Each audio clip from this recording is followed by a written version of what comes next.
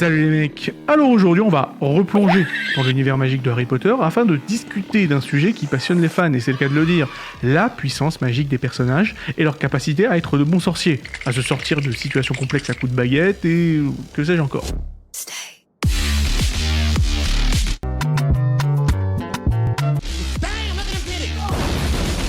Nous allons ainsi établir un classement, un top 25 des meilleurs sorciers de la saga Harry Potter, en nous basant sur leur niveau de puissance magique et leur maîtrise des arts occultes, entre autres choses. Et on se basera principalement sur les livres. Et donc, on va faire tout ça afin de déterminer qui se hisse au sommet de cette hiérarchie magique. De Dumbledore à Voldemort, en passant par Hermione, Rogue et bien d'autres, nous allons analyser leurs performances tout au long de la saga, tout au long de l'histoire de Harry Potter, et on va débattre de tout ça. Et les classer de 25 à 1, avec quand même quelques petits classements bonus, je vous spoil un peu. Bon, grosso modo, voilà les 4 critères sur lesquels nous allons nous baser pour classer tous nos sorciers préférés. Alors, premier critère, c'est la réputation. La réputation joue un rôle crucial dans le monde de la magie. Nous prendrons en compte ce que la narration et les autres sorciers disent de chaque personnage afin de savoir s'il est bon ou s'il est pas bon. Et s'ils ont une réputation de très bons sorciers, cela ne passera certainement pas inaperçu. Cependant, la réputation seule ne suffira pas à obtenir un classement très haut non plus. Si tous les sorciers de la saga disent, je sais pas moi, que tel personnage est super fort, mais on le voit se faire balayer pendant 5 tomes, désolé, ce sera top 36 et c'est tout. Et oui, parce que nous voulons voir des preuves tangibles des compétences des personnages, et pas seulement des « ouais mais il est très fort ». C'est sympa, mais nous on veut le voir. Ensuite, second critère, c'est les exploits, donc les feats. Désolé pour ceux qui n'aiment pas les anglicismes, mais voilà, c'est un mot assez court et qui représente bien ce que je veux signifier en fait. Donc c'est quoi les feats ? C'est les exploits et les actions concrètes d'un sorcier au cours de l'histoire. Ce sera effectivement le critère le plus important pour notre classement. Un personnage peut avoir le CV qu'il souhaite, j'en ai déjà parlé, mais s'il se retrouve régulièrement en difficulté ou se fait surpasser à chaque tournant, ce sera un aller simple au fond du baril, désolé. Et il faut vraiment que vous saisissiez cela pour comprendre certains des choix un peu picota, des choix controversés que je vais faire dans ce top. Car oui, de nombreux sorciers dans l'univers d'Harry Potter ont une très bonne réputation, et la plupart des fans les considèrent puissants seulement parce que l'histoire dit qu'ils sont puissants. Mais quand on voit les faits, c'est-à-dire les faits tels que les faits sont faits, c'est un peu plus compliqué. Le meilleur exemple est sans nul doute celui de Dawlish, aurore de son état, qui se traîne une réputation de super sorcier dans le livre. On nous apprend par exemple dans l'Ordre du Phénix qu'il a eu son diplôme Aspic avec des optimales, excuse-moi, de la note optimale dans toutes les matières. Donc tu te dis que forcément c'est un daron. Sauf que, en plus de se faire one-shot par Dumbledore, ce qui est en soi, loin d'être une honte, parce que Dumbledore c'est quand même un daron, il se fait carrément envoyer à l'hôpital Sainte-Mangouste par la grand-mère de Neville. Donc voilà, si j'avais dû classer Dawlish dans notre top 25, optimal ou pas optimal, Dawlish c'est 26e place, dans le meilleur des cas. Tout ça pour vous dire que, ok, je prendrai en compte ce qui est dit sur la puissance des personnages, mais si les faits dans les livres montrent autre chose, alors là, je serai sans pitié. Et je sais que beaucoup d'entre vous vont grincer les dents sur le classement de certains persos en me disant « Ouais, mais tout le monde dit que ce personnage est fort dans le livre. » Ouais, désolé. Moi, je regarde les exploits, je regarde les feats avant tout. Il y a aussi des personnages proprement inclassables, genre Molly Weasley, qui one-shot de nulle part la meilleure mange-mort de la saga en la personne de Bellatrix Lestrange, évidemment. Et ouais, alors qu'elle a rien montré tout au long de la saga, quoi. Voilà, c'est aucun sens sur 20 ce truc. Mais bon, on va me dire que c'est la force de la protection maternelle, c'est un des thèmes des livres avec la mort de Lily Potter, c'est ça, ouais. Si vous voulez, d'accord, ok. ok. Bon, troisième critère, la maîtrise magique. La magie est quand même au cœur de l'univers de Harry Potter. Nous examinerons donc les sorts et les compétences magiques que chaque personnage maîtrise. La variété et la puissance des sorts qu'ils utilisent joueront un rôle évident dans notre évaluation. Ce critère nous permettra donc de voir comment ils utilisent leur baguette et comment ils se sortent des situations les plus délicates. Et enfin, dernier critère de notation, le facteur X, donc le X-Factor. Alors qu'est-ce que ça veut dire ? Qu'est-ce que je veux dire par là ? Le facteur X, c'est un peu ce petit quelque chose, cette caractéristique unique qui distingue certains personnages des autres. Ça peut être par exemple la résistance magique de Hagrid, qui lui vient effectivement de son héritage de géant, vu que lui-même est quand même demi-géant, sa mère étant géante et son père étant humain. Ça peut être également la capacité de Harry à garder son sang-froid, même dans les moments les plus désespérés. Bref, ce critère, donc le facteur X, est, il faut le dire, assez abstrait, mais quand même, ça nous permettra de reconnaître les caractéristiques spéciales qui font de chaque sorcier un individu unique. Alors, sans plus attendre, sortez vos manuels à la page 394 et plongeons-nous, sans plus tarder, dans cette tier list, dans ce top 25. des personnages de Harry Potter basés sur leur niveau de puissance magique et leur aptitude à être de bons sorciers. Cela dit, je tiens à vous avertir quand même que je ne serai effectivement pas le seul à vous partager mon avis dans ce top, puisque, attention, je serai rejoint par ni plus ni moins que celui dont on ne doit pas prononcer le nom. Ai-je même besoin de le nommer, évidemment, John Coffey de Marvel Fitness. Quoi de mieux, quand même, pour un top Harry Potter que d'avoir l'aval de Voldemort en personne, je vous le demande. Aussi, nous partager ses réflexions sur mon classement, les choix qu'il a appréciés et forcément les choix sur lesquels il n'est pas d'accord. Salut tout le monde, donc ça me fait grave plaisir d'être dans cette vidéo pour pouvoir parler d'Harry Potter, et oui, je suis un grand fan. Et ce top 25, c'est un plaisir de pouvoir y participer, donner mon avis sur le top 25 que tu as mis en place. Et on va commencer donc avec la 25e place, avec Gilderoy Lockhart. Et donc là, les premiers sorciers à être classés appartiendront au tiers D, donc le tiers des sorciers complètement explosés au sol. Les incompétents de la baguette, donc Gilderoy Lockhart, 25e place évidemment, vous l'attendiez tous. Si le charme et le sourire de Lockhart auraient pu effectivement tromper certains, son incompétence notoire ne laisse aucun doute. C'est un peu triste pour lui. Sa maîtrise magique se résume essentiellement au sort, donc oubliette, et ses tentatives désespérées de voler la gloire d'autrui l'ont plutôt laissé dans l'ombre. Le mec est un véritable mème vivant. It's the biggest piece of dog shit. Avec une maîtrise magique carrément négative. Je veux dire, entre la fois où il s'est fait hagar par les Schtroumpfs, la fois où il s'est fait humiliax par Rogue, ou même la fois où il fait se volatiliser les os du bras de Harry, il y a un moment, faut dire stop. C'est plus Harry Potter là, c'est Ivar le Dessaucé. Le mec, il a plus d'os dans le bras, quoi. Bref, Lockhart, c'est vraiment l'incompétent notoire, et évidemment, il trouve très naturellement sa place au fond du tonneau de ce top 25. Bon, pour Lockhart, il n'y a pas de débat, c'est le pire sorcier qu'on ait vu dans Harry Potter, même le long du bas, et pas aussi nul. Donc là, qu'il soit dernier, c'est totalement compréhensible. Et on va passer tout de suite et directement à la 24e place, toujours dans le tiers D, Lucius Malfoy. Alors notre bon Lucius, en dépit de son statut élevé au ministère et ses airs de gros pacha, il a quand même été marqué par pas mal d'échecs et beaucoup d'humiliations. Je veux dire, faut quand même le souligner, son propre elfe de maison, la one-shot, ça la fout quand même un peu mal, et l'émission que lui donne Voldemort se solde toutes par des fiascos retentissants, notamment celle où, effectivement, où il se bat contre des adolescents au département de mystère et il se fait hagar. Alors qu'en plus, quand même, il avait des mages noirs repris de justice dans sa team, dont un certain Dolohov et Bellatrix, qui sont de sacrés clients, on en reparlera plus tard. Quand même, alors qu'en face, désolé, il y avait quand même des gosses de 15 ans, dont Luna Lovegood et Ron Weasley. Enfin voilà quoi, je veux dire, à un moment donné, faut dire les termes. Et les multiples stupéfictions que notre ami Lucius, tout au long de l'intrigue, se prend dans la gueule, eh bien voilà, ça ne fait qu'accentuer son positionnement en bout du bout de ce top. Je veux dire, le palmarès de Lucius Malfoy, c'est « J'ai fait le hooligan durant la Coupe du Monde de Quidditch ». Allez, c'est poubelle directement. Bon, pour Lucius, je te trouve quand même assez dur à 24e place, comme un proche de Voldemort. Voldemort, il se met pas... Il y a des mecs proches de lui qui sont pas puissant, donc je pense vraiment que Lucius est assez puissant. Certes, il s'est fait one-shot par son elfe de maison, et les elfes ont une magie qui est différente de celle des sorciers, qui est peut-être même plus puissante sur certains moments, donc JK, faudrait qu'elle nous en dise plus là-dessus, mais bon, je veux dire, c'est vrai que sur les faits, dans les actions, on l'a pas vu faire des trucs vraiment impressionnants, mais bon, je trouve quand même très dur. Allez, on passe à la 23e place avec Dolores Ombrage, et ce sera effectivement le dernier personnage dans le tiers D. Bon, bien que la femme en rose soit montrée comme étant assez compétente dans le film L'Ordre du Phénix, où on la voit, par exemple, faire sa loi en mode shérif de Poudlard à coups de baguette, dans le livre, c'est quand même autre chose. Son usage maladroit du Veritas Robe que Rogue lui a filé, son incapacité totale à se défendre contre les centaures et bien d'autres erreurs, montrent que même sa prétendue compétence est en fait bien loin de la réalité. Et on ne parle même pas du fait qu'elle était incapable de gérer les farces et attrapes des jumeaux Weasley. On se rappellera quand même d'un certain Marais qui a carrément popé dans les couloirs sans qu'elle ne puisse rien faire pour le faire disparaître. Ce qui fera d'ailleurs bien rire le professeur Flitwick, qu'on retrouvera dans ce classement d'ailleurs. Petit spoil. Donc voilà, au fond du trou, la petite Dolores. Bon, pour Ombrage aussi, je veux dire, elle a quand même un patronus, un petit chat si je me trompe pas. Elle fait quand même partie du ministère de la magie, secrétaire du ministre. Donc bon, ça nous laisse présager un certain potentiel magique quand même. Apparemment, elle a une lignée de sang pur en plus. Bon, ça veut pas dire forcément que t'es un bon sorcier parce que t'as une lignée de sang pur, c'est vrai.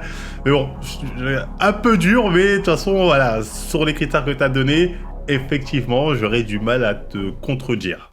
Et donc là maintenant, on passe à la 22e place et donc au tiers C. Donc là, on parle des sorciers qui se sont fait un nom, mais dont les feats, les exploits n'ont pas vraiment été à la hauteur de leur réputation. Ok alors, donc Fleur de la Cour, 22e place. Désolé pour la jolie blonde, et d'autant plus qu'elle est française, mais non. Voilà, je ne serai pas chauvin pour le coup. Alors, bien que Fleur de la Cour ait été choisie comme championne de beau bâton lors du tournoi des 3 sorciers, elle échoue quand même lamentablement à la 2e épreuve, en plus de laisser sa sœur Gabrielle le bec dans l'eau, littéralement, sans oublier le fait qu'elle se soit fait goumer par Crum, donc Victor Crum, lors de la 3e épreuve. Son facteur X, le fait qu'elle ait quand même un certain héritage Vélan, je crois, elle est à un quart Vélan, il me semble, bref, qui lui donne quand même une capacité de manipulation des hommes, tout ça, elle n'en fait jamais rien, donc ça ne l'aide pas. Elle est peut-être la championne de ce que vous voulez, mais résultat des courses, il n'y a que des zéros dans son bulletin. Voilà, vous m'excuserez, mon petit calembour. Pour Fleur de la Cour aussi, je te trouve assez dur, hein. Elle a quand même été choisie par la Coupe de Feu, ce qui nous laisse présager quand même un certain pouvoir magique que la Coupe lui a reconnu. Ensuite, oui, dans les faits, c'est vrai que dans le tournoi des 3 sorciers, bon, même si elle a été aidée, comme tout le monde, pratiquement dans ce tournoi, elle n'a pas fait des milliers des cents. Son pouvoir de Vélan, oui, ça l'a quand même aidé à séduire quelques hommes. Ron est tombé sous son charme à cause de son pouvoir de Vélan. Quand même dur, t'es dur, hein, mais bon, comme tu as dit, moi je me base sur tes critères, donc bon, je le concède, on va dire. Alors, 21e place maintenant, Nymphadora Tonks. Elle n'aime pas qu'on l'appelle Nymphadora, donc bon, je me contenterai de l'appeler Tonks. Alors Tonks, c'est quand même une aurore, donc une chasseuse de mages noirs, donc bon, on se dit qu'elle doit être quand même un peu vénère. Le problème, c'est qu'elle passe la moitié de son temps à se faire exploser le diaphragme par sa tante Bellatrix. Je veux dire, bon, une défaite cuisante dans le 5e tome et un game over définitif à la fin du 7e, voilà, je veux dire, c'est quand même un peu chiant pour une chasseuse de mages noirs de se faire constamment casser le dos par des mages noirs. Surtout quand on voit ce que Molly Weasley en a fait, elle. Donc voilà, ça fait un peu chier. Et l'autre moitié du temps, donc cela passe à bouder, parce que Lupin ne veut pas la ken. Ok, d'accord, c'est sympa. D'autre part, de la même façon que Fleur n'a rien fait de son héritage de Vélan, eh bien, Tonks ne fait rien de ses capacités incroyables de métamorphomage. À part faire rire Ginny lors des dîners de famille, mais enfin voilà quoi. C'est quand même pas terrible pour le critère facteur X. Donc voilà, Nymphadora Tonks, c'est tier C. Bon, pour Nymphadora Tonks, elle est quand même Aurore. C'est-à-dire, tu peux pas être Aurore si t'as pas un certain degré de pouvoir magique et surtout si tu sais pas te défendre. Si t'as pas une certaine capacité assez respectable dans la défense contre les forces du mal. Donc là, très clairement, t'es sévère. T'es super sévère. Et donc, on va passer au tiers le plus peuplé, donc le tiers B, avec la 20e place directement. Voilà, le tiers des sorciers bons que l'on voit raisonnablement briller au cours de l'histoire, mais sans être exceptionnel. Et donc, 20e place, Drago Malfoy. Alors voilà, j'espère que les fangirls me pardonneront, mais désolé, Drago c'est 20e. Alors, Drago passe quand même beaucoup de tomes à être le stéréotype du vieux bully, du vieux harceleur scolaire un peu troufion, quoi, voilà. Du petit caïd de bac à sable, fils à papa, qui aboie beaucoup et ne fait rien derrière, voilà. Aussi, à part placer un petit talent allegra sur Harry lors de leur séance d'entraînement au duel lors du second tome, ce pauvre Drago s'est montré pour le moins inoffensif. Désolé encore une fois pour les fangirls, je veux dire en termes de feats, Drago c'est pas incroyable, y a rien quoi. Cela dit, et il faut le souligner, Drago réussit quand même l'impossible lors du 6e tome, quelque chose que personne ne pensait capable de lui. Forcément, donc là c'est un putain de gros feat, mais bon, quand même attendre jusqu'au 6e tome pour voir Drago montrer un peu de compétence, ça fait un peu chier, voilà. Donc qu'est-ce qu'il a fait au cours du 6e tome ? Il a quand même fait infiltrer toute une tripotée de mange-morts au sein de Poudlard. Donc voilà, juste ce feat seul lui permet d'arracher la 20e position parce que c'est un truc de fou, voilà. Et bon, et ça lui permet d'avoir un petit ticket pour le tier B. Mais ça reste quand même pas terrible parce que sans Rogue, Malfoy aurait lâché la manette à la moitié du prince de sang mêlé, puisqu'il s'est fait ouvrir en deux par Harry dans les toilettes des filles. Ça aurait été une mort de merde sans mauvais jeu de mots. Bon. Pour Malfoy aussi, je te trouve sévère. Malfoy, faut pas oublier que dans ses faits d'armes, il a comme réussi à réparer l'armoire magique qui a permis aux mange-morts de rentrer dans Poudlard, ce qui était ingénieux, même Dumbledore l'a reconnu, c'est ingénieux. Il avait aussi le code avec les pièces pour passer des messages à la meuf du bar, j'ai oublié son nom, excusez-moi. Il utilisait le pouvoir, le sortilège d'Imperium en 6e année, donc il a quand même quelques faits d'armes quand même Malfoy, donc je te trouve quand même assez dur, parce qu'il y a de quoi le défendre comme Malfoy. C'est quelqu'un qui est aussi doué dans les potions, Ça a été dit ça dans les livres. Donc il a quand même quelques faits d'armes, même s'il brille pas comme d'autres personnages. Mais Malfoy, c'est pas personne. Et on passe à la 19e place. Alors là, effectivement, on arrive à l'opposé total de Drago Malfoy, parce que Drago Malfoy, évidemment, c'est le mec incompétent, mais que les fangirls aiment beaucoup parce qu'il est incarné par Tom Felton, qui est très beau. Là, par contre, c'est le contraire. On voit un mec compétent, mais que les fangirls détestent parce qu'il a pas une très très belle tête. Voilà, évidemment, je parle de Ron Weasley. Voilà, Ron Weasley, l'injustice de la décennie, hein. Bon, on va pas parler japonais, et je tiens quand même à prendre la défense de ce rouquin. Il faut défendre le rouquin. Donc, ceux qui n'ont vu que les films doivent se dire, ouais, mais pourquoi placer Ron même à la 19e place? Normalement, c'est 30e place pour ce schlag. Il faut le dire, on ne peut pas vraiment vous lancer la pierre. Oh. Parce que dans les films, justement, Ron est constamment montré comme un abruti fini.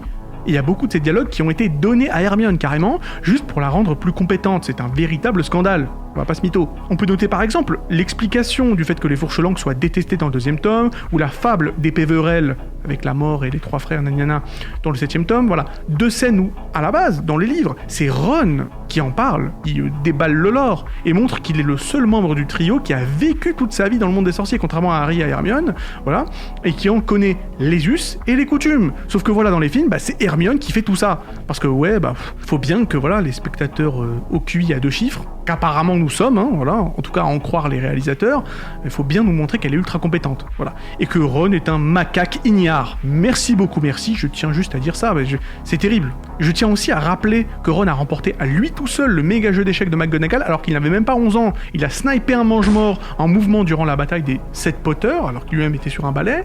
Quand même, voilà. Il a formé un Patronus à l'âge de 15 ans. Bon, Ron a montré tout au long de la saga pas mal de compétences magiques décentes, bien qu'il soit quand même, un peu en retrait, il faut le dire, hein, par rapport à d'autres sorciers plus talentueux. Hein, voilà, bon. Du trio, c'est le plus faible des sorciers. C'est vrai que parfois il est assez peureux, il a un mental assez friable. Par exemple, la scène avec Aragog, l'araignée géante dans le 2e tome.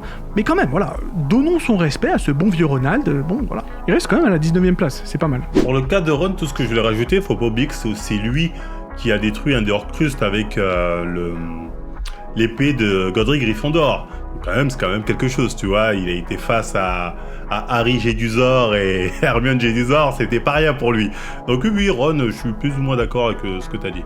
Allez, 18e place directement, Cédric Diggory. Alors, champion quand même du tournoi des 3 sorciers, on le voit quand même très bien se débrouiller lors des 3 épreuves, ce qui montre quand même une certaine versatilité chez ce cher Cédric. On notera par exemple qu'il transforme une pierre en chien pour distraire le dragon de la première épreuve, c'est quand même bien vu. Bon. Le problème, c'est qu'il se fait one-shot par Peter Pettigrew sans la moindre vergogne, alors que Cédric était sur ses gardes. Hein. Peter l'a pas pris en traître, hein, pour une fois. Donc ouais, les duels sont pas vraiment son fort, et bon, désolé, ce sera 18e place, on le voit pas assez, Cédric Diggory. Cédric Diggory, c'est quand même le champion de base de Poudlard.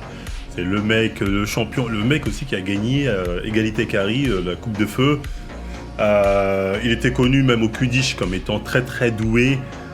Donc ouais, c'est vraiment, il aurait pu être un grand sorcier. Hein, c'est dit à plusieurs reprises dedans. C'est quelqu'un d'assez fier, talentueux. Donc Cédric 18e place, je trouve que c'est sévère, mais bon, on n'a pas beaucoup de matière pour pouvoir le défendre malheureusement.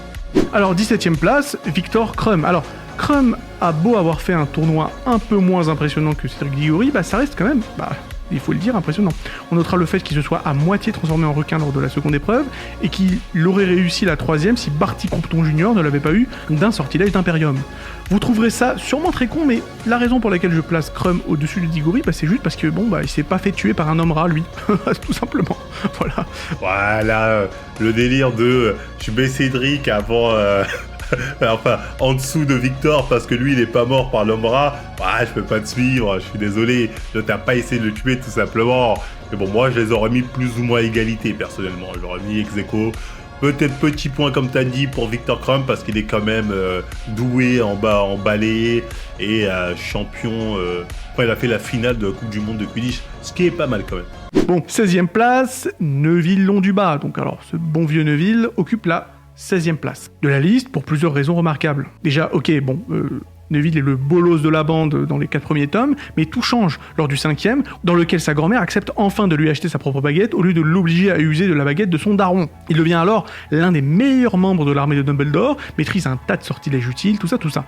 Ajoutez à cela sa participation à la bataille du département de mystère, où Neville a définitivement montré qu'il en avait une paire, et qu'il était clairement le 4e membre du trio principal. Le fait le plus remarquable de Neville, cependant, ça a quand même été son rôle dans la bataille finale contre Voldemort. Il a joué un rôle crucial dans la défaite ultime du Seigneur des Ténèbres en détruisant l'un des Horcruxes de Voldemort, à savoir Nagini, le serpent. Cet exploit a non seulement montré la croissance de son personnage tout du long des 7 tomes de la saga, mais il s'est également avéré crucial dans la victoire de Voldemort, contre Voldemort je veux dire.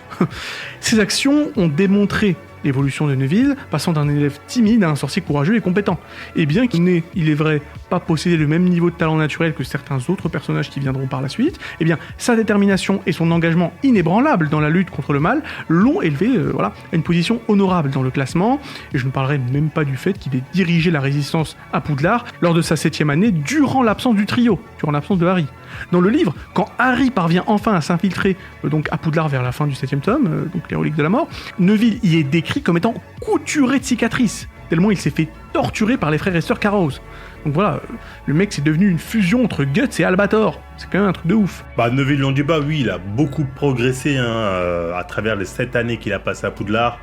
Plus on avance, à partir notamment du tome 5, plus on voit qu'il a de l'assurance, il est de plus en plus à l'aise, soit dans les défis, dans les sorts, malgré ses difficultés, il a quand même bien progressé. Donc Neville Londubat, oui, c'est quand même un grand sorcier, il faut bien le reconnaître. Donc, la place, certains pourraient être scandalisés par ça, mais bon, ça peut s'entendre et s'expliquer. Et on passe, écoutez, peut-être au premier classement scandaleux, escandalo comme dirait l'autre, de notre top 25, j'ai nommé Hermione Granger, 15e place, désolé, et je sais que ça va en étonner plus d'un. Alors oui, Hermione est certainement talentueuse, quand même. Lupin dit d'elle qu'elle est la sorcière la plus brillante de sa génération. Mais certaines de ses compétences magiques peuvent être plus axées sur la recherche et la théorie plutôt que sur la pratique. On peut la voir à de multiples reprises perdre ses moyens devant l'adversité, notamment lors de l'épreuve de défense contre les forces du mal. Au cours de l'examen Buse, où elle s'enfuit à toutes jambes, à la vue d'un épouvantard dont Ron viendra à bout. Quand même, je tiens à le signaler. Et c'est quelque chose qu'elle avouera elle-même à Harry à la fin du premier tome. Après, elle a quand même des feats intéressants tout au long de la saga, comme le mind game avec les centaures contre Ombrage à la fin du tome 5, et dans le même tome, le maléfice du cafard qui frappe automatiquement les membres de l'armée de Dumbledore qui décident de retourner leur veste, et dont Marietta Edgecombe fera les frais justement, le fait qu'elle parvienne à concocter une potion de polynectar en 2e année, bref, je m'arrête là, elle est quand même très compétente, Hermione, on va pas mytho. Et pour vous dire la vérité, je voulais originellement mettre Hermione au fond de cette liste et placer Ron au-dessus d'elle, en réponse au surcotage dont Hermione a bénéficié dans les films, où la meuf est montrée comme étant une sorcière level Merlin, alors que finalement, après réflexion, c'est pas le cas. Mais bon, encore une fois, vu qu'on parle de réflexion, j'ai réfléchi. J'ai revu tous les feats de Hermione dans les livres et tout, non, faut pas déconner. Hermione a beaucoup trop de feats pour être placée plus haut que la 15e place, Voilà.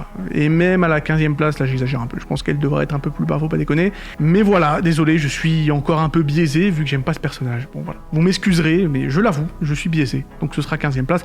Elle mérite peut-être 13e, 12e à la limite, mais ce sera quand même 15e place, désolé. Bon, le placement d'Hermione, là je peux pas te suivre.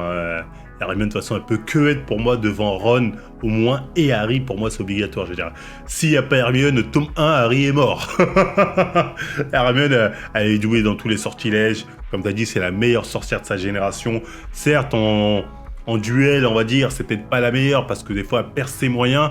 Mais surtout, on la voit dans le 7, quand elle est vraiment face à l'adversité, c'est la plus ingénieuse, elle se laisse pas faire, elle sait se défendre, elle se bat quand même à la bataille de Poudlard, et elle survit.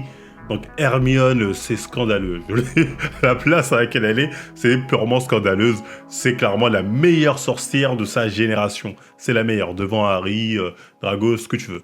Et on va passer donc à la 14e place forcément, toujours en tier B, des bons sorciers. Eh bien, on va voir James Potter. Alors, placer un personnage tel que James Potter, qui est mort 10 ans avant le début de la série, c'est assez compliqué parce que, quand bien même James Potter a une très bonne réputation en tant que sorcier, niveau feats, niveau exploit, c'est compliqué parce que, il est mort, on le voit pas vraiment.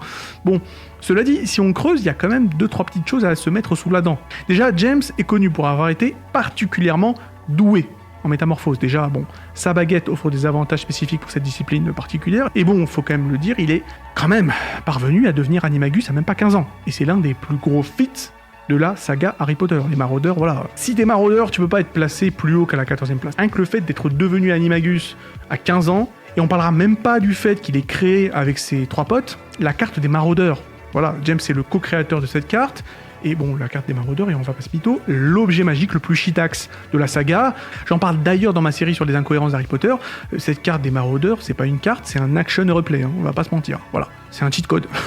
Et ajouter à cela que James Potter soit devenu Aurore à même pas 20 ans, qu'il était membre de l'Ordre du Phénix, enfin bref, voilà. C'est vrai qu'on n'a pas beaucoup d'infos sur James Potter, à part le fait qu'il était assez doué quand même en magie, assez insolent à la Harry, mais ouais, assez doué, assez frimeur. Mais on peut supposer quand même que c'était un grand sorcier, un sorcier assez puissant, vu qu'il était dans l'Ordre du Phénix et qu'il était assez actif contre Voldemort. Et on va rester avec les maraudeurs avec la 13e position, occupée par, évidemment, Rémus Lupin. Et contrairement à son pote James, on voit beaucoup Rémus, donc forcément il y a des choses à dire. Alors Rémus Lupin est un sorcier compétent et talentueux, possédant des connaissances approfondies en défense contre les forces du mal notamment. Sa maîtrise de la magie est indiscutable, ça il n'y a pas de problème, et il a démontré à de nombreuses reprises sa capacité à enseigner efficacement ses sujets à ses élèves. Et c'est clairement l'un des meilleurs profs de la saga, ayant quand même appris à Harry l'un de ses 2 sorts signatures, évidemment, Pedro, Patronum ou Expecto Patronum selon les versions. Après, quand tu vois la gueule des autres profs, genre Lockhart, voilà, dire que Lupin est un très bon professeur, ça va pas dire grand chose. Bon, alors le truc avec Lupin, c'est qu'il est très calme, très posé, et parfois même un peu trop posé. Un peu trop mou, même amorphe, ne s'énervant qu'une seule et unique fois dans toute la saga, d'ailleurs, il me semble que ce n'est même pas montré dans le film, c'est dommage parce que c'est une des meilleures scènes, Lorsque Harry se met à l'insulter parce qu'il décide de quitter sa femme Tonks, on voit Lupin effectivement péter un câble, c'est la seule fois, et je trouve que c'est une très belle scène, elle n'est pas montrée dans le film, c'est dommage. Bref, en tout cas, c'est la seule fois où on voit Lupin sortir ses couilles. Et donc, de ce fait, on peut quand même dire que Lupin manque peut-être un peu de hargne. Après, c'est qu'une hypothèse, mais lorsque l'on constate qu'il s'est quand même fait tuer par Antonin Dolohov, l'un des mange-morts les plus déter de la bande à Voldy, je me demande quand même si son destin n'aurait pas été différent s'il n'avait pas été un peu plus vigoureux, le Lupin. Et même son facteur X, le fait qu'il soit un loup-garou, lui sert techniquement à rien, car il ne maîtrise plus rien de ce qu'il est, lorsqu'il est dans cet état, il fait n'importe quoi, il se maîtrise plus. À part lorsqu'il ingère la potion Tulou. Et on ne le voit jamais se servir de sa forme de loup-garou dans la saga, en plus du fait que cette potion Tulou soit extrêmement difficile à concocter quand t'as pas un petit rogue sous la main. Néanmoins, la 13e place est un classement respectueux pour Rémus Lupin, compte tenu de ses compétences, son courage et de son impact dans la série. Pour le cas de Lupin, là, je suis totalement d'accord avec toi. Même Lupin, 12e place dans un classement des sorciers les plus puissants, me paraît pas délirant, donc là-dessus, je te suis. Alors, on va passer peut-être au pire scandale, au classement le plus audacieux de ce top 25, voilà. Donc, 12e place, Minerva McGonagall. Bon, alors, il est maintenant question de l'un des 2 classements les plus scandaleux de ce top. Ça, j'en suis bien conscient. McGonagall, je pense que la plupart d'entre vous s'attendaient à l'avoir dans le top 5. Et certainement pas à la 12e position, et encore moins dans Tier B. Et contrairement à Hermione, je vous assure que moi, j'aime beaucoup le personnage de Minerva McGonagall. Elle est super cool, attachante, vraiment classe, interprétée superbement par l'actrice Maggie Smith dans les films. Enfin voilà quoi. La plupart de ses apparitions, que ce soit dans les films ou dans les livres, sont mémorables, notamment dans le 5e opus, avec le fameux saut Potter manger un biscuit. C'est une scène qui n'est pas montrée dans les films, c'est bien dommage. Lorsque Harry est viré du cours d'ombrage après avoir pété un plomb, ou quand elle conseille à Peeves de dévisser le lustre de l'autre côté juste pour faire chier Ombrage. Bref, McGonagall, elle est tout simplement stylée. Le problème, c'est que les livres ne la servent, mais alors pas du tout. On la voit user de magie tout au long de la saga de manière remarquable, y a pas de souci là-dessus, métamorphose, tout ça. Mais elle brille beaucoup moins face à l'adversité, et c'est le gros problème. McGonagall a beau être considérée comme l'un des personnages les plus vénères de la saga Harry Potter, le résultat des courses, c'est que c'est quand même fait déboîter par des aurores random. Oui, je fais référence à la scène dans Harry Potter et l'Ordre du Phénix où elle s'interpose lorsqu'une escouade d'aurores viennent pour arrêter Hagrid et donc le mettre en prison à Azkaban.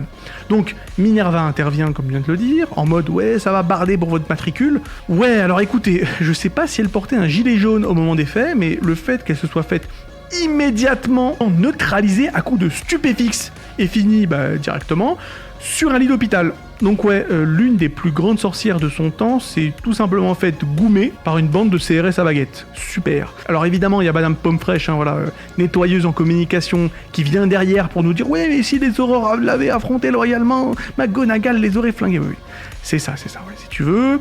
Pour l'instant, elle est sous dialyse, la Minerva, donc faudrait quand même en rabattre un peu à un moment donné. C'est la street, poteau. Il y a aucune situation réelle où tes adversaires vont te prévenir avant de t'attaquer. Je veux dire, c'était tellement chaud que lorsqu'elle revient à Poudlard en fin d'année, même Rogue est content de la voir. Non mais imaginez la scène, t'es la leader des Gryffondor, et Rogue et content de te voir. Mais en fait, ils pensaient tous qu'elle était cannée, la meuf. Elle était sous assistance respiratoire, en PLS sous son lit d'hôpital à Sainte-Mangouste. Je ne sais pas comment l'expliquer autrement. Et d'ailleurs, durant la même scène, on a un mec qui était présent et qui non seulement n'est pas allé à l'hôpital, mais a surtout envoyé à l'hôpital les mecs qui ont envoyé McGonagall à l'hôpital. Un certain demi-géant, dont je tairai le nom pour l'instant. Il y en aura peut-être parmi vous qui me citeront le duel de McGonagall contre Rogue dans le 7e film, donc Harry Potter et les reliques de la mort, mais là encore, ça s'est pas du tout passé comme ça dans les livres. Déjà, tous les sorts de Minerva McGonagall dans les livres se sont fait retourner contre elle par un Rogue qui était clairement pas là pour déconner.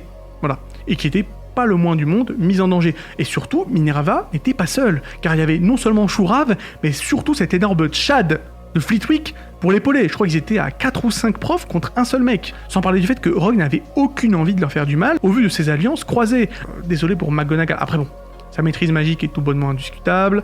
Le fait qu'elle soit quand même une animagus. Elle a quand même fait une belle perf durant la bataille de Poudlard. Hein. Bon, elle s'est quand même tape avec Voldemort. Je veux dire, c'est pas rien du tout. Et elle a survécu. Donc à la limite, là aussi, faut lui tirer son chapeau de sorcier. Et faut dire aussi que la stat réputation de Minerva McGonagall est au max. Parce que tout le monde dit que la meuf c'est un super saiyan. Et c'est pour cela que j'ai quand même mis en 12e position et au sommet du B-tier quand même. Voilà. Donc pour Minerva, bien évidemment, 12e place, c'est un manque de respect, hein, je te le dis directement. Et pour la fois où elle s'est fait avoir par les aurores, très clairement, elle s'attendait pas à se faire attaquer, elle était à l'école. Elle avait aucune raison de se dire on va m'attaquer à l'école. Elle était là en mode oh, doucement les gars, à quoi vous jouez, doucement, bim. Alors bien évidemment, et d'ailleurs comme tu as dit, c'est dit que si elle était prête, jamais de la vie il l'aurait eu. Donc non, c'est pas, pour moi c'est pas valide cet argument-là. Minerva 12e place ou 12e, je crois que c'est ça, c'est scandaleux. Je te dis, je ne m'associe pas à ça. Et donc en parlant de tiers, on va passer au tiers A.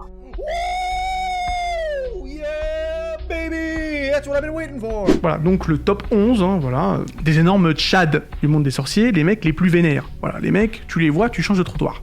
Bon, tu changes d'hippogriffe même. Et donc on va passer au 3e placement scandale de cette liste. J'ai clairement hésité à mettre Hagrid aussi haut, parce qu'effectivement il s'agit de Rubeus Hagrid. Alors, que ce soit au niveau de sa réputation, parce que tout le monde méprise Hagrid dans la saga, il est à peine au-dessus de l'elfe de maison aux yeux des gens comme Lucius Malfoy, ou même de ses compétences magiques. Le mec n'a légalement pas le droit de posséder une baguette depuis l'incident de la Chambre des Secrets, à l'époque de ses 12 ans. Voilà, il la cache dans son parapluie rose, bref, c'est pas un très bon sorcier, voilà. Tout ça, ça fait que Hagrid, en principe, quand on réfléchit pas, on se dit, lui, c'est top 35. Donc, qu'est-ce qu'il fout dans le top 11 des sorciers les plus puissants s'il n'impressionne personne, le Hagrid, et qu'il galère à aligner 2 Wingardium Leviosa à la suite? Le truc avec Hagrid, c'est que ses feats et son facteur X sont tout simplement énormes, tellement énormes que Hagrid parvient à transcender ce top. Je veux dire, si on revient à la fameuse altercation entre McGonagall, Hagrid forcément, et les CRS à baguette, donc les aurores, faut le dire, Hagrid défonce littéralement tous les aurores à main nue, tout en portant son gros pitbull, j'ai nommé Croque-Dur, de l'autre main. Non mais what? Évidemment, tous les sorts des aurores, donc des chasseurs de mages noirs, je le rappelle, rebondissent sur Hagrid grâce au fait qu'il soit un demi-géant, donc immunisé à la plupart des sorts. Donc c'est bien gentil de maîtriser la magie, mais je crois que je préfère encore faire 3 mètres pour 900 kilos et être insensible à la plupart des sorts, hein, vraiment, désolé. Et des feats comme ça, Hagrid en a à revendre. Dans toute la saga, Hagrid met tout le monde au pas. C'est un truc de ouf. On peut parler par exemple de la fois où il a one-shot Igor Karkaroff, qui est quand même le directeur de l'école de sorcellerie Durmstrang, ancien mange-mort de son état, Durmstrang en plus qui est quasiment une école de mage noir, donc bon, tu te dis quand même que Karkaroff ça doit pas être le schlag du coin. C'est pas le vendeur de valises de Bobigny, le mec. Hagrid le déboîte d'une seule main après qu'il ait osé cracher aux pieds de Dumbledore. Il participe à plein de batailles contre les mange-morts, comme celle à la fin du tome 6 où il s'en sort constamment sans aucune égratignure. Il maîtrise des chiens à 3 têtes, des hippogriffes, il parvient à maîtriser son demi-frère, un putain d'énorme titan assaillant de 8 mètres, en la personne donc de Grope. Non mais à un moment, il faut quand même rendre à César. Je sais très bien qu'on va me dire que ce top n'a aucun sens parce que Hagrid est un sorcier éclaté et donc que là, c'est un top 25 des meilleurs sorciers. Bon voilà, Hagrid n'a rien à faire là. Mais à un moment donné, il faut être pragmatique. À quoi ça sert de maîtriser la magie si tu peux débarquer dans la forêt interdite et soumettre tout ce qui s'y trouve? Tenir en respect une tribu bien vénère de centaures, rien qu'avec tes poings. Hagrid a, je le rappelle, sauvé Firenze, le centaure de la mort, en éclatant Manu Militari, toute la tribu des centaures qui voulait tuer Firenze, parce qu'il le voyait, Firenze, comme un traître. Le mec a niqué tout seul une tribu de centaures. C'est un Golgoth. Et je vous assure que, je vous dis pas tout, Le nombre de mange-morts que Hagrid a foutu KO dans les livres, c'est plus Harry Potter, c'est l'UFC.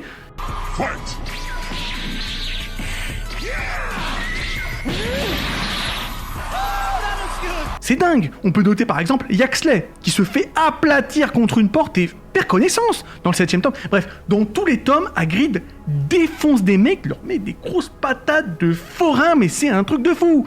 C'est plus Hagrid, c'est un char d'assaut, un T-34. C'est difficile à justifier parce que bon, Hagrid est très mauvais en magie, mais le X-Factor et les feats de cette entité que l'on appelle Rubeus Hagrid sont montés au max. Donc forcément, voilà. Désolé, c'est tier A. Et c'est 11ème place. Bah, pour Hagrid, c'est pas délirant, hein. Il est moitié géant, moitié sorcier. Donc, s'il avait appris correctement la magie à l'école, s'il n'avait pas été viré au bout de la 3e année, ça aurait peut-être fait, peut-être même l'un des meilleurs sorciers de la saga. Le problème, c'est qu'il a dû apprendre quelques petits sorts de son côté tout seul.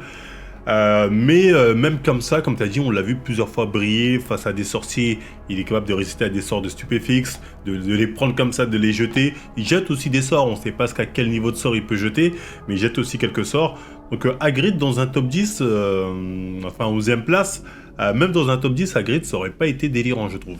Et donc, on va se calmer un peu, et on va passer quand même à la 10ème position avec Sirius Black. Alors, ce bon vieux Sirius, bon déjà, comme James Potter, on peut commencer par dire qu'il est quand même parvenu à devenir Animagus à 14-15 ans, et qu'il est le co-créateur de la carte des maraudeurs. Donc voilà, on comprend direct qu'il va s'agir quand même d'un sacré client. Et contrairement à James Potter, bah, on le voit pas mal, le Sirius, et ça lui apporte un lot de feats intéressants. C'est quand même le premier mec à s'être jamais évadé d'Azkaban, il est parvenu à échapper aux autorités magiques pendant presque un an, il est parvenu à entrer et sortir de Poudlard à l'envi sans que les professeurs, les aurores, ni même les tétraqueurs n'aient réussi à le serrer. Bref, on parle d'exploits vraiment titanesques, hein, ce qui justifie sa place quand même dans le top 10. Le problème avec Sirius, bah, c'est qu'il cesse tout bonnement d'être impressionnant à partir du 4ème tome. Voilà, Sirius c'est un super guerrier dans le tome 3, mais après, bon, désolé, il fait plus grand chose, il reste coincé au square Grimaud, et n'en ressort seulement pour se faire soulever par Bellatrix. Alors évidemment, on me dira que Sirius est dérouillé, qu'il a été provoqué par Severus Snape, Severus Rogue, je sais pas quoi, oui mais non. Molly Weasley, elle aussi, elle était rouillée, et on sait ce qu'elle a fait de Bellatrix. Enfin bref, je vais m'arrêter là. Donc voilà, très impressionnant le Sirius, mais seulement dans le 3ème tome, je l'ai déjà dit. Et je rappelle aussi qu'il a même pas été foutu d'attraper Peter Pettigrew, hein. Il était à sa poursuite. Peter, il lui a fait un petit « pourquoi tu veux me tuer ?» Il a jeté son sort. L'autre, il est resté comme ça, à rigoler, s'est fait embarquer. Au moins, c'est un ami Lingus, on peut dire ça. Et donc, on passe avec la 9ème place, avec Kingsley Shacklebolt. Kingsley Shacklebolt, je ne sais pas, bon bref, voilà. On va l'appeler le Boba Fett version Harry Potter, parce que clairement, Kingsley est l'un des personnages les plus aimés du fandom, proportionnellement au fait qu'il n'apparaisse jamais. Il apparaît assez rarement dans les livres et encore moins dans les films. C'est un personnage de background, lui Kingsley. Il a très peu de dialogue, tout ça, mais exactement comme Boba Fett de Star Wars, bah, il n'en demeure pas moins mémorable. Même les Dursley l'aiment bien. C'est vous dire le charme du bonhomme, hein, voilà. Dès que Dumbledore a besoin de gérer les Dursley, il envoie Kingsley. Voilà, parce que Kingsley est très sociable et il arrive à gérer les Dursley. Bon. Et en tant que membre de l'Ordre du Phénix, Kingsley a montré des compétences magiques solides, comme la fois où il arrive à modifier les souvenirs de Marietta, Edgecombe en Tsum Tsum, voilà, dans le 5ème tome, et ce en dépit de la présence même de Fudge et de Ombrage, c'est quand même assez fou, hein. Et même Dumbledore dira qu'il a été impressionné par la rapidité d'esprit et d'exécution de Kingsley, pour le coup. Ajoutez à cela qu'il est toujours sur la brèche, toujours dans toutes les échauffourées contre les Mange-Morts. Dès qu'il y a une guerre, dès qu'il y a une bataille contre les Mange-Morts, Kingsley il est là, direct. Le mec il a une street cred, mon frère. Kingsley, street cred chez Shacklebolt, quoi. Le mec il est toujours là pour sortir les baguettes, quoi. Voilà, toujours là pour se battre, toujours là pour faire des têtes. Donc forcément... Voilà, il participe à la bataille de Poudlard, participe à la bataille du département des mystères, et effectivement, à chaque fois, il s'en sort sans rien du tout. Et il deviendra même ministre de la magie. Alors, enfin voilà quoi. N'en jetez plus, la coupe est pleine, le mec est un véritable daron et il mérite sa 9ème place. Bon, pour Kingsley Shacklebolt, il n'y a pas de débat, lui qui soit dans un top 10 totalement cohérent. Grand sorcier, hein, dans les livres notamment, démontré comme tel, hein. Même à un moment, je crois que c'est Dumbledore, il lui fait un compliment, il dit wow, la manière dont tu as jeté ton sort, là, ça m'a impressionné. Donc Kingsley Shacklebolt mérité, je crois même que dans le tome 7, à un moment, il est face à Dumbledore avec Minerva. Bon, ils sont 3 sur Voldemort plutôt, 3 sur lui, il fait partie de ces 3-là. Donc non, Shacklebolt, bon sorcier, top 10, enfin dans un top 10, ça se tient. Et on arrive évidemment à celui qu'on attendait tous. Bon voilà, si on part de la saga Harry Potter et qu'on va placer les personnages de l'univers de Harry Potter, bah on s'attend quand même que Harry Potter soit quand même classé. Et donc là le voilà, tier A, 8ème place. Évidemment, on va parler un peu de l'élu, du garçon qui a survécu, voilà, the boy who lived. Son cas est un peu similaire à celui de Hagrid, dans un sens, parce que bien qu'il soit pas aussi mauvais quand même en magie que Hagrid, et loin de là, bah, Harry Potter, c'est pas forcément un crack non plus en magie, hein. Bon, Dumbledore dira de lui qu'il est raisonnablement doué, donc voilà, un peu au-dessus de la moyenne, mais sans plus. Évidemment, Harry a de grosses facilités en défense contre les forces du mal. Bon, le mec a maîtrisé le Patronus à l'âge de 13 ans, ce qui est quand même plus qu'impressionnant. Mais pour le reste, bah, il est raisonnablement doué, et ça s'arrête là. Donc non, la vraie force de Harry Potter ne repose pas forcément de sa maîtrise magique, hein, mais bien dans sa paire de couilles titanesque. Harry montre tout au long de la saga qu'il est capable de garder la tête froide devant l'adversité et de penser en dehors de la boîte, hein, outside of the box, hein, d'être créatif, de faire confiance à son instinct, et en général ça marche. Par exemple, face au basilic, le mec ne cherche même pas à utiliser sa baguette. Il surine directement le gros lézard en mode gros moldu balèze avec l'épée de Gryffondor. Il cherche même pas à dire ouais nanani, Wingardium, je sais pas quoi. Il sort un sur un, il plante. Il se casse pas la tête. Quand même, le mec, il voit une épée sortir d'un chapeau. À un moment, normalement, tu te poses, tu te dis, mais what? Qu'est-ce qui se passe, Kezako? Même pas de question. Bim, épée, bam, bim, bam. Directement. C'est quand même le facteur X de Harry. Le mec a des cojones. Pareil, contre le dragon de la première épreuve du tournoi des sorciers. Donc, contre le dragon, le Meigar à pointe, si je ne m'abuse. Voilà. Le mec met les sortilèges de côté pour directement passer en mode balai drifting. Voilà. Il sort son balai, il se casse même pas la tête. Voilà, vraiment, Harry, c'est outside of the box. Toujours à chercher de nouvelles stratégies. Il n'est pas juste cantonné à sa baguette.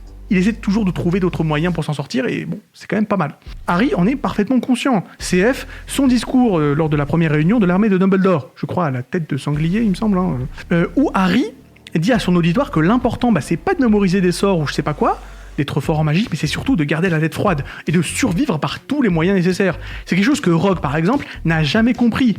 Car on le voit à de multiples reprises dire à Dumbledore ou Bellatrix qu'il n'a aucune idée de comment Harry a réussi à déjouer les plans de Voldemort à de nombreuses reprises, au vu du fait que Harry n'est pas vraiment un prodige de la magie. Alors que, oui, il n'est pas prodige de la magie, mais c'est parce que il se débrouille. Harry, c'est le débrouillard. Maintenant, le cran et la débrouillardise justement de Harry ne sont pas infaillibles, car il peut perdre la tête parfois. Eh oui. Notamment lorsqu'il perd quelqu'un de cher. Cela arrive 2 fois au cours de la saga. Bon, la première face à Bellatrix après la mort de Sirius, et la seconde face à Rogue après la mort de Dumbledore. Et les 2 fois, Harry s'est fait humilier, coup sur coup. Une fois par Bellatrix et surtout par Rogue. Rogue, il se fait retourner, il se fait ouvrir en 50. Hein, voilà. Ce qui montre bien que Harry ne vaut plus tripette une fois qu'il perd son sang-froid. Mais ça arrive quand même assez rarement, donc voilà. Harry Potter, c'est 8ème place. D'autant plus que, je pense que ceux qui ont vu les films ne le savent pas, mais Harry, et là c'est quand même un sacré feat, Harry va user sans problème de 2 des 3 sortilèges impardonnables. Il ne fait jamais Avada Kedavra, c'est dommage, mais en tout cas il utilise l'Imperium lors de l'infiltration au ministère de la magie, et il use, attention les yeux, de Doloris face à Alessio Caro, bref, au frère Caro, j'ai oublié son prénom. Bref, quand même, ça montre que Harry, il a quand même des cojones. Bon, après, c'est là où le top, les gens vont dire, il part en couille, le top. Parce que quand tu vois Kingsley Shacklebolt, tu mets Harry plus puissant. Bon, après, on se fie à tes critères. Donc oui, si on se fie à tes critères, Harry, je me demande même pourquoi il n'est pas top 1, en vérité. Parce que c'est lui qui a le plus de faits d'armes, etc. Donc au final, selon ces critères, on devrait avoir Harry, Hermione et Ron dans le top. Mais bref, sur Harry... quand même généreux la 8ème place. Hein. Harry, je veux dire, tous les livres, tous les films, c'est quand même un sorcier assez médiocre, Harry. Hein. Il s'en sort parce que c'est l'élu, parce qu'il a sa cicatrice. T'enlèves ça, Harry, voilà, il a le courage, ce que tu veux, courageux. Mais en tant que sorcier, en tant que tel, il est quand même assez moyen. Il n'est pas dans la moyenne haute. Il n'y a que face à Voldemort où il peut match. Avec les autres, il n'est pas terrible, je trouve. Et donc, en parlant de cojones, on va parler bien sûr de Bellatrix, placée à la 7ème place. Bon, alors, si on arrive à mettre de côté le bug de la matrice, du fait que, Molly Weasley l'est flinguée, Bellatrix, si on met de côté cette chose incompréhensible, c'est quand même, sans nul doute, la meilleure sorcière de la saga. Déjà, elle a un palmarès plus qu'impressionnant, ayant quand même déchiré Sirius et Tonks sans trop de soucis. Bellatrix est une utilisatrice avancée de magie noire et capable de lancer des sorts puissants et destructeurs. Elle est capable d'utiliser le sortilège de la mort, l'Imperium, bref, ainsi que d'autres sorts maléfiques avec précision. Elle est également notoirement imprévisible et dérangée, ce qui la rend encore plus difficile à anticiper lors des confrontations. Son absence de remords et de pitié la pousse à agir de manière impitoyable et sans hésitation. On la voit d'ailleurs, par exemple, déboîter, il me semble, Ferrir Greenback et ses potes. Voilà, en mode bas les couilles. Bon, c'est quand même pas mal. On ajoutera aussi à son tableau de chasse le fait qu'elle ait rendu fou le couple long du bas, voilà, tous des membres de l'Ordre du Phénix à l'époque, le fait qu'elle ait survécu à plus de 10 ans d'incarcération à Azkaban sans perdre complètement l'esprit. Elle a quand même aussi appris à Drago l'art de l'occlumencie. Bref, on va s'arrêter là pour Madame Lestrange. C'est une des goths. On va pas se mytho, voilà. Bon, pour Bellatrix Lestrange, clairement, le fait que Molly Weasley ait réussi à la battre, c'est vraiment un bug de la matrice, là. Bon, c'est un peu une facilité, bon, fallait qu'elle meure, on va le faire mourir comme ça, parce qu'elle est connue comme étant, on va dire, la plus fidèle serviteuse de Lord Voldemort. Elle a des sorts de magie noire du turfu, apparemment. Elle a roulé Sirius Black et c'est Molly qui s'en occupe. On l'a soufflé, on l'a beaucoup soufflé ce jour-là. Mais bref, qu'elle soit dans un top 10 totalement cohérent là-dessus, je te suis. Mais c'est pas forcément la meilleure mange-mort, car il y a aussi, attention, 6ème position, Antonin Dolohov. Alors Antonin Dolohov, c'est un mange-mort très méconnu. On en parle très peu dans le fandom, et pourtant c'est un véritable bestiau. Alors déjà, un petit coup d'œil au palmarès de Antonin Dolohov, homme méconnu s'il en est. Dolohov a déboîté Hermione, il a déboîté Maugrey, tout ça lors de la bataille du département de mystère, il extermine Lupin lors de la bataille de Poudlard, il le tue, il tue Lupin carrément, et j'en passe et des meilleurs. Antonin Dolohov, il est de toutes les batailles, de toutes les échauffourées, et il est souvent le plus létal des mange-morts. Il est tellement vénère qu'il a carrément inventé son propre sort. Une espèce de sort de je sais pas quoi de magie noire, une espèce de longue flamme violette lancée sur la poitrine de sa victime et causant d'assez sévères blessures internes. Vous pourrez demander à Hermione, elle en a fait les frais. Bref, Dolohov est très discret et il est constamment en face de nos héros, cela étant dit. Bien que Dolohov, on n'en parle pas beaucoup parce que bon, voilà, il n'a pas un énorme impact non plus sur le scénario, il est quand même constamment en face de nos héros, leur imposant une résistance tout bonnement terrifiante. Et à la même place, 6ème, voilà, je vais un peu le balancer là aussi parce que j'ai pas trop envie d'en parler, il y a quand même Barty Croupton Jr. qu'on ne voit hélas que dans le tome 4, c'est pour ça que j'ai pas trop envie d'en parler, mais ces feats, rien que dans ce bouquin, sont complètement fous. Je veux dire, infiltration de Poudlard pendant 1 an, le fait d'aider Harry pendant toute l'année tout en sabotant le tournoi des 3 sorciers en Tsum Tsum sous le nez de Dumbledore, voilà, le fait qu'il ait éclaté Maugrey, bref, voilà. Pour Dolohov, c'est vrai qu'il est présenté comme un mange-mort redoutable. Malheureusement, toutes ses actions sont un peu en arrière-plan. On dit oui, Dolohov aurait fait ci, aurait fait ça. Ouais. Bon, je l'aurais pas placé là, moi, personnellement. Mais bon, vu ses actions, effectivement, on peut supposer qu'il est quand même assez puissant. Cela dit, avant d'aller plus loin dans notre vidéo, j'aimerais quand même vous parler de 2-3 petites bricoles qui sont quand même un peu importantes. Déjà, si vous ne le saviez pas encore, je suis également actif sur d'autres plateformes que YouTube, et donc pour rester connecté avec Yaginalyse en dehors de mes vidéos hebdomadaires, vous pouvez me retrouver sur Instagram, TikTok, Twitter, réseaux sur lesquels je poste au moins 1 fois par jour. Eh oui. Il y a également Spotify, où je poste tous les jours mes vidéos en format de podcast. Et pour finir, il y a Patreon. Alors, créer des vidéos demande beaucoup de temps et d'efforts, vous vous en doutez, et pour être honnête, vous pourriez être surpris d'apprendre que je ne reçois pas grand-chose de YouTube directement, et encore, c'est un euphémisme. Et c'est là que votre soutien peut tout changer, parce que si vous avez les moyens et l'envie de m'aider à continuer cette aventure qui Yaginalyse, mon Patreon est l'endroit où vous pouvez vraiment faire la différence. En tant que membre Patreon, vous contribuez à soutenir mon travail et à m'aider à relever les défis qui accompagnent la création de contenu de qualité. Et surtout au rythme d'enfer qui est le mien. Évidemment, pour vous remercier de votre soutien, je propose quelques avantages exclusifs, comme l'accès à mon serveur Discord privé, et également un accès en avant-première de mes vidéos, 1 semaine à l'avance. Donc voilà, vous pourrez voir mes vidéos 1 semaine à l'avance, avant qu'elles ne sortent sur YouTube, bon, c'est toujours ça de prix. Et pour finir quand même, je tiens à souligner que votre soutien ne passe pas inaperçu, chaque contribution, peu importe la taille, me rapproche un peu plus de mes objectifs créatifs. Si ce n'est pas dans vos moyens, évidemment, ça pose aucun problème, voilà. Le simple fait de regarder mes vidéos est déjà de toute façon une grande source de soutien. Et c'est sur ces mots que l'on va revenir à notre sujet du jour. On va passer maintenant au tiers S. Donc là, il est question, effectivement, de l'élite, des sorciers. C'est les meilleurs, voilà. Les meilleurs des meilleurs, avec mention, ce que vous voulez. Voilà.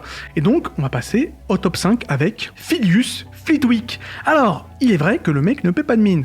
c'est un espèce de passe-partout, une espèce de Tyrion Lannister version sorcier, il est pas très grand, il est à moitié gobelin, voilà, si vous voulez, moquez-vous de lui. Bon, il y a un moment, il faut quand même remettre les pendules à l'heure, et ce, assez rapidement. Flitwick est l'un des sorciers les plus vénères de la saga, sans forcer. Déjà, il a une grosse réputation de dueliste légendaire, on en parle dans le second tome. Il a aussi quand même tué Dolohov lors de la bataille de Poudlard, donc voilà, déjà, la barre est super haute, d'autant qu'il a balayé d'innombrables mange-morts ce jour-là, sans aucun souci. Et finira évidemment parmi les survivants de la bataille de Poudlard. Flitwick est également un innovateur en matière de sorts et de enchantements. Il a notamment créé le sort Wingardium Leviosa, c'est pas de la merde, hein, voilà, qui est l'un des premiers sorts enseignés aux élèves de Poudlard pour faire léviter des objets. C'est un véritable crack de la magie, le Flitwick, et sa maîtrise des sortilèges est quasiment inégalée, comme le sort Protego Horribilis, qu'il usera pour protéger Poudlard tout entier des mange-morts dans le 7ème tome. On peut aussi noter, par exemple, la fois où il a fait disparaître le marais magique laissé par les Weasley dans les couloirs en 1 seconde, alors que Ombrage n'a rien pu faire pendant des mois entiers. Évidemment, je parle du 5ème tome Harry Potter l'Ordre du Phénix. Pas besoin d'en dire plus, hein, voilà, le mec a beau être haut comme 3 pommes, il te hagage. Toi, toute ta famille, t'inquiète pas, ne cherche pas. Voilà. Bon, pour ce prof-ci, le fait qu'il ait inventé le sort de Wingardium Leviosa, j'étais pas au courant, ça. Faudra me dire d'où sort cette info, c'est pas dans les livres de mémoire en tout cas. Bon, encore une fois, c'est un peu le professeur qu'on voit au loin, il a fait ci, il est doué, là. Donc, un peu généreux, la place très généreuse, mais ça peut s'entendre au vu de certaines de ses actions. Mais quand même une place très très généreuse, je trouve. Et donc, on va maintenant passer au top 4, et préparez-vous au plus grand scandale de cette liste, en la personne de Peter Pettigrew. Oui, voilà, Peter Pettigrew, au-dessus de McGonagall. Sortez le sel, sortez les fourches, voilà, sortez les cordes, sortez la guillotine. Mais désolé, c'est top 4. Bon, alors, la plupart d'entre vous vont quand même se demander quel genre de substance illicite je consomme quotidiennement, ou même si je suis en train de troller, carrément. Et c'est clair que lorsque l'on voit la réputation de Peter Pettigrew, bah ouais, il est littéralement le mec le moins respecté de la saga. Entre McGonagall qui dit qu'il était lamentable en duel et en maîtrise magique, entre Sirius qui dit que c'est un parasite incapable, seulement bon à s'allier avec les plus forts pour survivre. Bref, Pettigrew, c'est la serpillière de tout le monde dans le monde d'Harry Potter, d'autant que son attitude d'énorme fils de traître ne l'aide pas particulièrement, le mec est assez lâche, hein, bon. Et donc forcément, si on s'arrête juste à là, bah Peter se verrait placé directement en 78e place de ce top et on n'en parlerait même pas. Le problème, c'est que on va pas s'arrêter là. Et si on commence à mettre de côté ce que les autres sorciers disent de Peter Pettigrew et qu'on jette un œil aux facts, aux faits, aux palmarès, aux feats, à tout ce qu'a fait Peter Pettigrew, bah le problème c'est que c'est pas un palmarès, c'est un casier judiciaire. Le nombre d'exploits que Peter Pettigrew aligne à longueur de tome est proprement effarant. Il est techniquement parlant l'un des sorciers les plus polyvalent de la saga. Le mec, c'est pas un sorcier, c'est un putain de Shinigami. Pour commencer, Peter a contribué à la conception de la carte du maraudeur, en plus d'être devenu un animagus, voilà, à l'âge de 14 ans, alors que c'est impossible pour 99% des sorciers adultes, au nez et à la barbe de Dumbledore par-dessus le marché.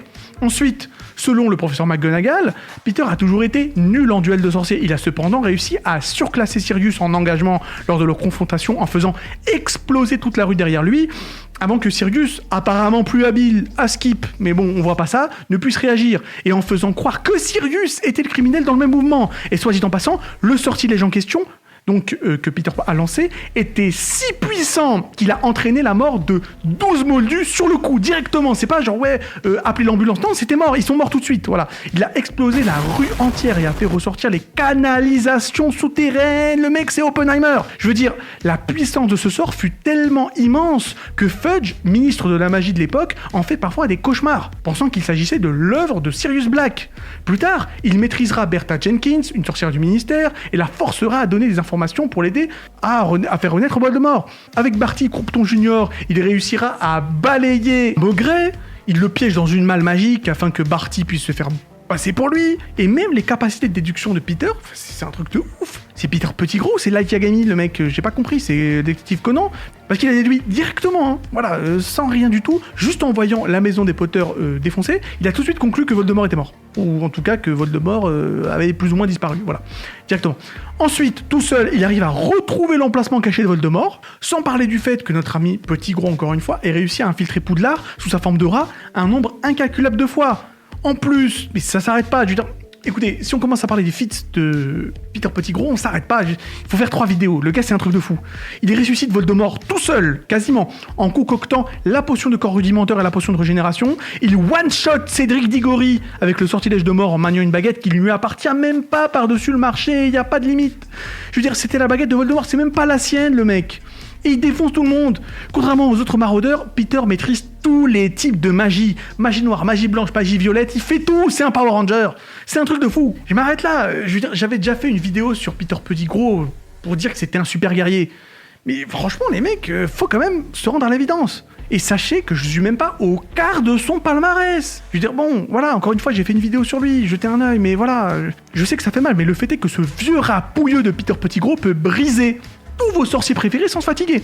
Je sais que c'est une vérité difficile à avaler, mais écoutez, voilà, c'est la vérité, et vous survivrez. Peter Pettigrew est le personnage qui démontre le plus gros gouffre entre sa réputation merdique et ses exploits complètement dingues. Et en ce qui me concerne, pour moi, c'est une erreur de J.K. Rowling. Rowling avait besoin d'un gars avec Voldemort. Elle avait besoin qu'un mec retrouve Voldemort, protège Voldemort, ressuscite Voldemort. Ce mec, c'est Peter Pettigrew. Le problème, c'est que pour qu'il arrive à faire tout ça, il faut qu'il mette à l'amende la moitié du monde des sorciers. Ce qu'il a fait. Et donc derrière, bon, Peter Pettigrew est montré comme un schlag, mais derrière, il a mis à l'amende quasiment tout le monde. Et tu te dis, bon, c'est quand même complexe. Bon, pour Peter Pettigrew aussi, je suis pas totalement d'accord. Peter Pettigrew, en fait, il est connu pour faire des coups de lâche. Quand il tue les 12 moldus avec son sort, je sais pas quoi, certes, ça impressionne les gens, mais ça tue pas Sirius Black, c'est un petit coup de lâche. Quand il voit Sirius Black devant lui, il va pas dire à Sirius Black, viens, je te défie, je vais te tuer. Il court. Et il fait une diversion, il essaie de se faire passer pour mort et s'enfuir. Pareil, quand il ressuscite Voldemort, c'est pas lui qui réussit. Il va voir Voldemort parce qu'il a chaud pour lui, c'est Voldemort qui lui dit quoi faire. Donc, un peu généreux, hein. C'est un lâche qui s'en sort en se ralliant toujours à plus fort que lui. Hein. D'ailleurs, ça a été dit. D'ailleurs, sa mort est une mort de lâche. Il n'est pas allé au bout de ses convictions, il a fini par se tuer lui-même avec le bras en argent que lui avait donné Voldemort. 4e place, Peter Pettigrew, moi... Voilà, je peux pas valider ça, on va dire. Et donc on va se calmer un peu avec le top 3 enfin, et on va passer donc à mon perso préféré. J'ai nommé Severus Rogue. Bon, on va pas vraiment le présenter, ni lui, ni ses exploits de déglingo. C'est un Rogue, c'est vraiment... c'est une tour de contrôle, le gars. Je veux dire, voilà, le mec est tellement vénère en potion qu'il corrige son propre manuel à l'âge de même pas 15 ans.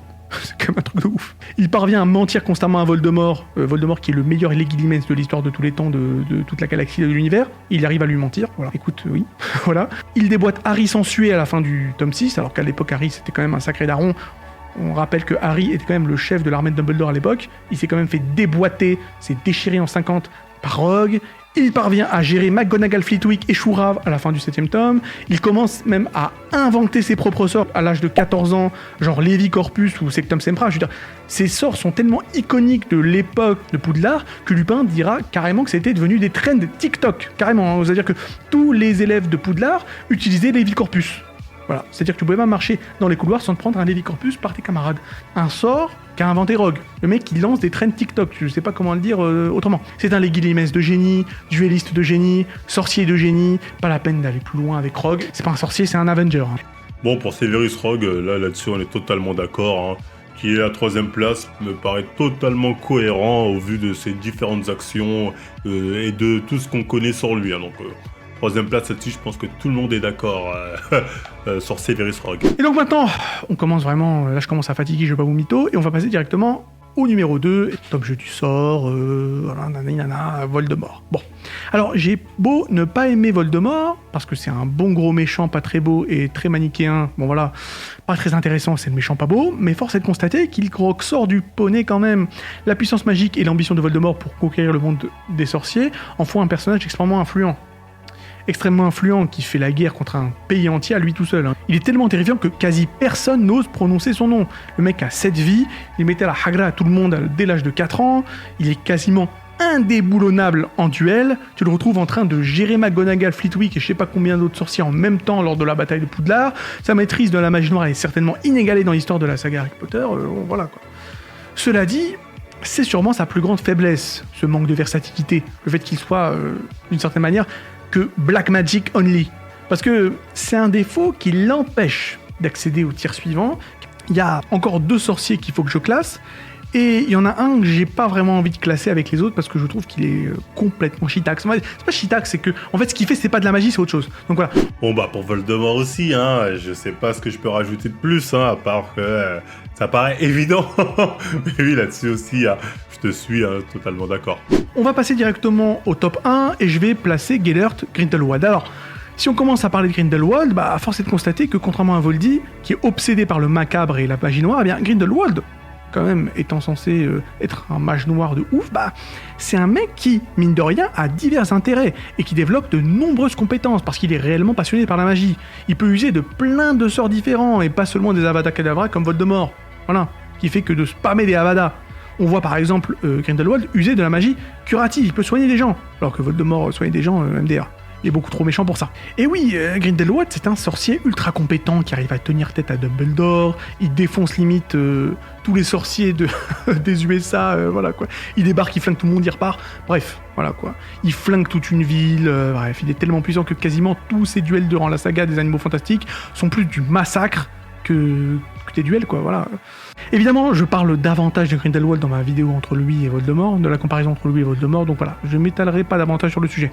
Mais je dirais seulement que, pour conclure, si Voldy a échoué à soumettre l'Angleterre en 20 ans de guerre, Grindelwald a mis le monde entier au pas, et ça aurait continué encore longtemps si Dumbledore n'était pas intervenu. Et d'ailleurs, puisqu'on parle de Dumbledore, évidemment, voilà. Grindelwald devant Voldemort, ah là j'ai un peu de mal, hein. Ne serait-ce que par le fait que ce soit Voldemort qui a tué Grindelwald.